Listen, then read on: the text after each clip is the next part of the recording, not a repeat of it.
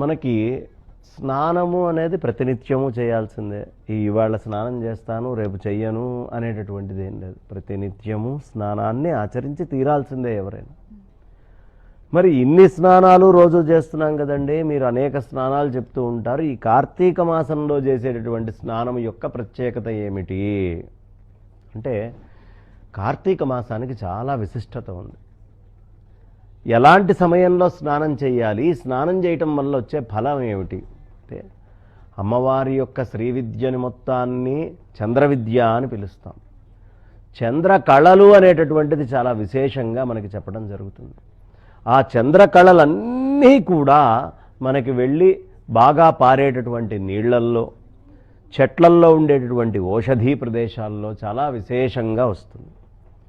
అయితే ఈ మాసములో ధాత్రి వృక్షం, ఉసిరి చెట్టు కానివ్వండి, లేదు పారేటటువంటి నీళ్లు, బాగా చంద్రకిరణాలతోటి కూడినటువంటి నీళ్లు, వీటన్నిటిలో కూడా ఆ చంద్రశక్తి చాలా విశేషంగా ఉంటుంది అని మన పెద్దలు చెప్తారు. ఇందులో ప్రత్యేకత ఏమిటి అంటే, భూమికి చాలా దగ్గరికి చంద్రుడు వచ్చాడు. అమ్మవారికి శరదృతువు అంటే ఇష్టం. శరదృతువులో కూడా విశేషంగా కార్తీక మాసము అనేటటువంటిది ఎక్కువ. ఈ కార్తీకం యొక్క ప్రత్యేకత ఏమిటయ్యా అంటే, ఇక్కడి నుంచి రాత్రి అనేటటువంటిది ఎక్కువ సమయం ఉండడం, పగలు అనేటటువంటిది తక్కువ సమయం ఉండడం అనేది జరుగుతుంది. కాబట్టి ఈ పగలు తక్కువ రాత్రి ఎక్కువ ఉండేటటువంటి రోజుల్లో అన్నము తినడము రాత్రిపూటే, లేదు స్నానాదులు చేయటం కూడా నక్షత్రం ఉండగానే స్నానం చేయాలి అంటారు. నక్షత్రం ఉంది అంటే చీకటి ఆవరించి ఉంది అని. ఆ నక్షత్రం ఉన్నటువంటి సమయంలో గనక చేస్తే కార్తీక స్నానానికి చాలా విశేషమైనటువంటి ఫలం ఉంది అని మన పెద్దవాళ్ళందరూ చెప్తూ ఉంటారు. ఏమిటండి అంత ప్రత్యేకత అంటే, శరీరము లోపల మొత్తము చంద్రుడికి సంబంధించినటువంటి కిరణాలు, మీకు vitamin D vitamin D vitamin D అనే ఎంతసేపు అంటారు. ఈ వైటమిన్ డి అనేటటువంటిది, వైటమిన్ బి అనేటటువంటివి, ఇలాంటివన్నీ కూడా ఈ చంద్రుడి యొక్క వెన్నెలలో కూర్చున్నా, చంద్రుడి యొక్క వెన్నెలు పడ్డటువంటి నీళ్లల్లో స్నానం చేసినా కూడా చాలా అధికంగా పెరుగుతాయి. అంటే అనారోగ్యాలు తగ్గిపోతాయి. మనందరం చలికాలం అమ్మో అని దుప్పట్లో కూర్చుంటాం. కానీ పూర్వం ఒంటి మీద బట్టలు తగ్గించి కార్తీక పౌర్ణమి రోజు తీసుకొని వెళ్ళి నిండు చలిలో బయట అట్లా కూర్చోబెట్టేసేవాళ్ళు. వాళ్ళని కూర్చోబెడితే జలుబు తగ్గిపోతుంది.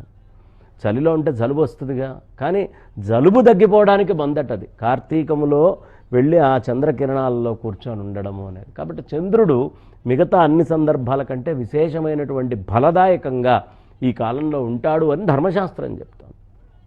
కాబట్టి కార్తీక మాసం ఎప్పుడు చేయాలయ్యా స్నానం అంటే, తెల్లవారుజామున 4:30 ఆ ప్రాంతంలో. దీనికి ఏదైనా ఐతిహ్యం ఉందా, ఎక్కడైనా దీనికి సంబంధించినటువంటి కథ ఏదైనా దొరుకుతుందా అంటే, మనకి తమిళనాడులో మయూరవనము అని ఒక అద్భుతమైన ప్రదేశం ఉంది. ఆ మయూరవనము అనేటటువంటిది ఎక్కడయ్యా అంటే, మన కుంభకోణము అటుకి కాస్త దగ్గర ప్రాంతంలో ఉంటుంది. కావేరీ నది ప్రవాహం అవుతూ ఉంటుంది. కృష్ణయ్య నరకాసురుణ్ణి చంపేటప్పటికి ఆయన మొహంలో ఉండేటటువంటి తేజస్సు అంతా పోయింది. ఎందుకు పోయింది కృష్ణయ్యకి తేజస్సు అంటే, నరకాసురుణ్ణి చంపితే నరకాసురుడు ఒక్కడే చావలేదు. నరకాసురుడు చావడం వల్ల నష్టం జరిగింది. ఏమిటి అంటే, అతనికి వేదం వచ్చు. ఆ వేదం అంతా నిరాశ్రయం అయిపోయింది. అంటే దానికి ఆ శరీరం ఉంటే బయటికి పలకగలుగుతుంది, ఏదైనా బయటికి వస్తుంది, వాక్యము, శబ్దము, రుక్కులు పలుకుతారు. కానీ శరీరమే లేదనుకోండి, రుక్కులు ఎక్కడి నుంచి పలుకుతారు? పలికేటటువంటి అవకాశం లేదు. కాబట్టి రుక్కులు పలకలేనటువంటి స్థితికి శరీరం వెళ్ళిపోయింది కదా. అందుకని ఆయనకి ఆ బ్రహ్మహత్యా దోషము అంటే వేదాన్ని చంపినటువంటి పాపం వచ్చింది. రెండోది ఏమిటి అంటే వీరహత్యా దోషం. నిన్నటి దాకా రకరకాలైనటువంటి అస్త్రశస్త్రాలు వాడాడు నరకాసురుడు. అతను చచ్చిపోగానే అతని దగ్గరున్న అస్త్రశస్త్రాలన్నీ కూడా నిర్వీర్యం అయిపోయినాయి. అతని లోపల ఉండేటటువంటి క్షాత్రం, ఆ వీర్యం అంతా పోయింది కదా. ఆ వీరత్వం అంతా పోయింది కాబట్టి దాన్ని కూడా చంపాడు. కాబట్టి వీరహత్యా దోషం వచ్చింది. మూడవది ఛాయాహత్యా దోషం. ఏమిటయ్యా అంటే, కంసుడు చచ్చిపోతే వాడికి సంగీతం వచ్చు, నృత్యం వచ్చు, రకరకాల కళలు వచ్చు, వాటిని ఆస్వాదించటం వచ్చు, అలా ఆస్వాదించే వాళ్ళకి బహుమతులు ఇవ్వటం వచ్చు. ఇలా ఆ కళల్ని పోషించేటటువంటి వాడు, కళల్ని ధరించినటువంటి వాడు. ఇప్పుడు ఆ కళలన్నీ ధరించేటటువంటి అవకాశం లేదుగా. కాబట్టి అది కూడా పోయింది. బ్రహ్మహత్యా దోషం, వీరహత్యా దోషం, ఛాయాహత్యా దోషం 3 దోషాలు వచ్చేటప్పటికి ఏం జరిగిందయ్యా అంటే ఈ 3 దోషాల వల్ల ప్రధానంగా కృష్ణ పరమాత్మ యొక్క మొహంలో తేజస్సు అంతా పోయిందట. తేజస్సు పోయేటప్పటికి అరే ఏమిటిది, తేజస్సు అంతా ఇలా పోయింది ఏమిటి, మళ్ళీ నేను తేజస్సుని ఎక్కడి నుంచి సంపాదించుకోవాలి అని ఆలోచించాడు కృష్ణయ్య. ఆలోచించి ఆయన వెంటనే పరమేశ్వరుణ్ణి ప్రార్థించాడు. పరమేశ్వరుణ్ణి అడిగాడు, అయ్యా నాకు ఇలా పోయింది. ఆయనకి తెలియక కాదు, ఆయనకి తెలిసినా మనం ఎంత పండితులమైనా మన ఇంట్లో కార్యక్రమం చేయించుకోవాలన్నప్పుడు ఇంకొక పెద్ద పండితుడిని ఆశ్రయించాలి, ఇంకొక జ్ఞానిని ఆశ్రయించాలి అని మనందరికీ తెలియడం కోసం ఎవడి పెళ్ళి వాడు, ఎవడింట్లో కార్యక్రమం వాడు చేసుకోడుగా, ఎన్ని మంత్రాలు వచ్చినా ఇంకో బ్రాహ్మణ్ణి పెట్టుకుంటారు. కాబట్టి అలా ఆయన పరమేశ్వరుణ్ణి అడిగాడు. పరమేశ్వరుడు వెంటనే చిరునవ్వు నవ్వి, ఏం లేదయ్యా, తులామాసములో అంటే సూర్యుడు తులలో ఉన్నప్పుడు నువ్వు గనక వెళ్ళి ఆ చక్కగా పారేటటువంటి కావేరీలో ఉత్తరం వైపు ప్రయాణం చేసే మయూరవనం దగ్గర అక్కడికి వెళ్ళి గనక నువ్వు స్నానం చేస్తే, నదీ స్నానం ఈ కార్తీక మాసంలో గనక చేస్తే నీకొచ్చినటువంటి బ్రహ్మహత్య, వీరహత్య, ఛాయాహత్యా దోషాలన్నీ కూడా పోయి నీ మొహంలో తప్పిపోయినటువంటి కళ నీకు వస్తుంది అని శంకరులు చెప్పారు. చెప్పడమే కాదు, ఆయన వెంట వచ్చి మయూరవనంలో దగ్గర ఉండి స్నానం చేయించాడు పరమేశ్వరుడు. కాబట్టి శివయ్య కృష్ణయ్య వాళ్ళిద్దరిలో ఏ భేదం లేదు, లేనిపోంది మనం పెట్టుకొని అనవసరంగా తగులాడుకుంటూ ఉంటాం, కానీ వాళ్ళల్లో అభేదం. వెంటనే ఆయన స్నానం చేశారు. పూర్వమైనటువంటి ఆయన యొక్క అద్భుతమైన ఆ తేజస్సు మళ్ళీ తిరిగి వచ్చే చాలా విశేషంగా పాటిస్తూ వస్తూ ఉంటాం.